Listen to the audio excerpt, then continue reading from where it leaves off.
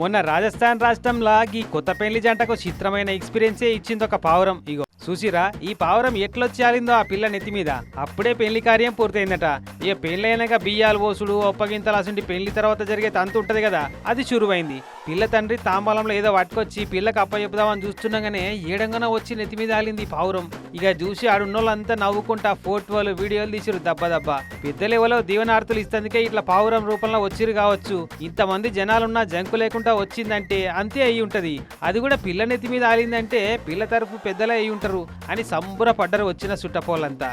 ఇటు పిల్లగాడు కూడా మస్తు సంబరపడ్డారు అనుకోకుండా జరిగిన ఈ చిత్రం చూసి. వీడియోను సోషల్ మీడియాలో పెడితే పెద్దలే పక్షి రూపంలో వచ్చిరు కావచ్చు అని కొందరు అంటుంటే అసలే బర్డ్ ఫ్లూ నడుస్తుంది బయట, పైలం మరి అని ఇంకొందరు కామెంట్లు పెడుతున్నారు.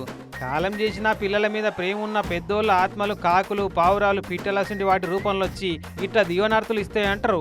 మరి ఈ పావురంలో ఏ ఆత్మ వచ్చిందో గానీ అట్లా అనుకుంటే పోయేదేముంటది కదా.